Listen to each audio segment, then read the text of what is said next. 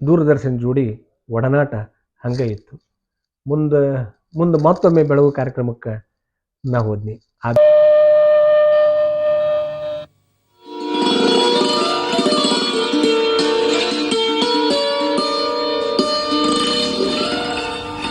ನಮಸ್ಕಾರ ವೀಕ್ಷಕರೇ, ಇಂದಿನ ಬೆಳಗು ಕಾರ್ಯಕ್ರಮಕ್ಕೆ ಎಲ್ಲರಿಗೂ ಆತ್ಮೀಯವಾದ ಸ್ವಾಗತ ಸುಸ್ವಾಗತ.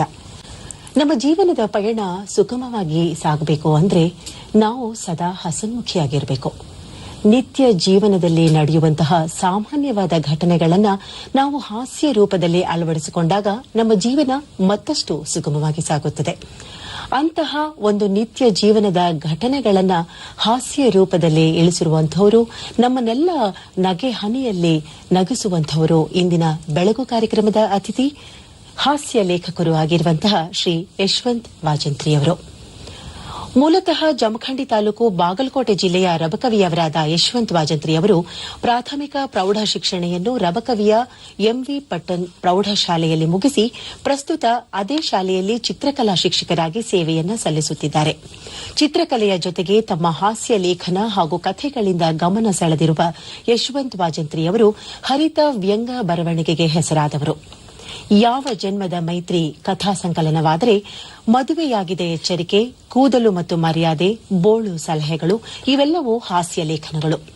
ಕರ್ನಾಟಕ ಸಾಹಿತ್ಯ ಅಕಾಡೆಮಿಯು ಪ್ರಕಟಿಸಿದ ಕನ್ನಡ ಸಾಹಿತ್ಯ ಕಾಲು ಶತಮಾನದ ಮಾಲಿಕೆಯ ವಿನೋದ ಸಾಹಿತ್ಯದಲ್ಲಿ ಹಾಗೂ ವಾರ್ಷಿಕ ಸಂಕಲನಗಳಲ್ಲಿ ಇವರ ವಿನೋದ ಬರಹಗಳು ಸೇರ್ಪಡೆಯಾಗಿವೆ. ಕನ್ನಡ ಸಾಹಿತ್ಯ ಅಕಾಡೆಮಿ ಬಳ್ಳಾರಿ, ಬೆಂಗಳೂರು, ಬೆಳಗಾವಿ, ಬಾಗಲಕೋಟೆಗಳಲ್ಲಿ ಏರ್ಪಡಿಸಿದ ಕಮ್ಮಟಗಳಲ್ಲಿ ಇವರು ಭಾಗವಹಿಸಿದ್ದಾರೆ.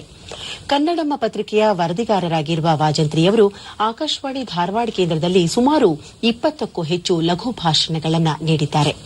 ತಮ್ಮ ತಿಳಿ ಹಾಸ್ಯ ಶೈಲಿಯಿಂದ ಸೊಗಸಾಗಿ ಬರೆಯಬಲ್ಲ ವಾಜಂತ್ರಿಯವರು ಜಮಖಂಡಿ ತಾಲೂಕು ಕನ್ನಡ ಸಾಹಿತ್ಯ ಪರಿಷತ್ತಿನ ಅಧ್ಯಕ್ಷರಾಗಿ ಸೇವೆ ಸಲ್ಲಿಸಿ ಸಾಹಿತ್ಯ ಕಾರ್ಯಕ್ರಮಗಳನ್ನು ಸಂಘಟಿಸಿದ್ದಾರೆ.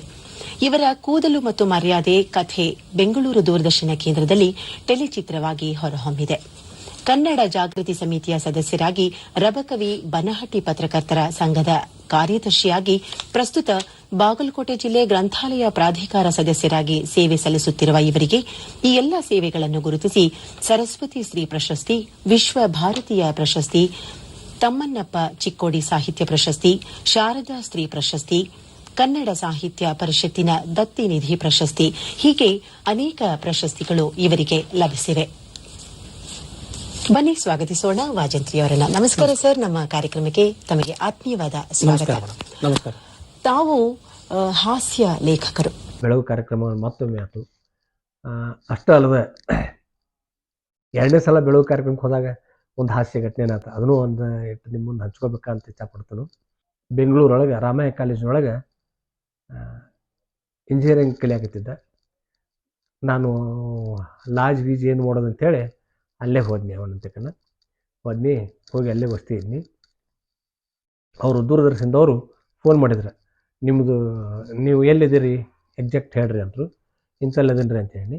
ಈ ಎರಡನೇ ಸಲ ಬೆಳಗು ಕಾರ್ಯಕ್ರಮ ನೇರ ಇದ್ದಿದ್ದಿಲ್ಲ, ಅದು ರೆಕಾರ್ಡಿಂಗ್ ಮಾಡ್ಕೊಳಕತ್ತಿದ್ರು. 5 ಗಂಟೆಗೆ ನೀವು ಹಿಂಗೆ ಬರಬೇಕು ಅಂತೆಲ್ಲ ಹೇಳಿದರು.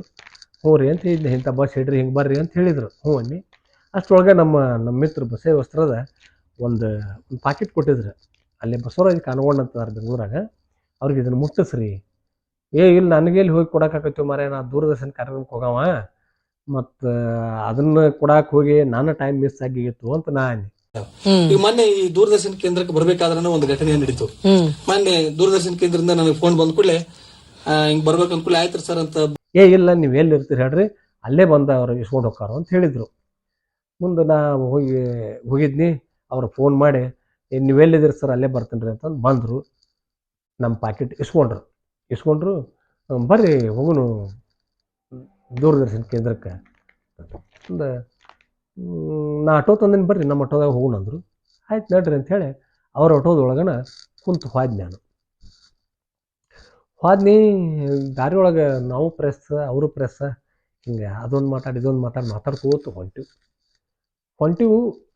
ಹೋದ್ಮೇಲೆ ಸರ್ ನಿಮ್ಮದು ಬತ್ತು ಇಲ್ಲಿ ಇಳೀರಿ ನೀವು ಅಂತಂದ್ರೆ, ನಮ್ಮ ಮುಂದೆ ಹೋಗ್ಬೇಕಂದ್ರು. ಆಯ್ತು ಹೇಳ್ರಿ ಅಂಥೇಳಿ ಇಳಿದ್ನ. ಅವ್ರು ದೂರದರ್ಶನದವ್ರು ಫೋನ್ ಮಾಡಾಕ್ತಿದ್ರು.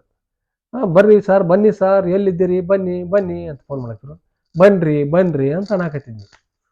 ಇಳಿದ್ನಿ, ಇಳ್ದ ಒಳಗೆ ಹೊಂಟ್ನಿ. ಒಳಗೆ ಹೊಂಟ ಕೂಡಲೇ ವಾಚ್ಮನ್ ತಡೆದು ನಾನು ಇಲ್ಲ ಎಲ್ಲಿ ಹೊಂಟ್ರಿ?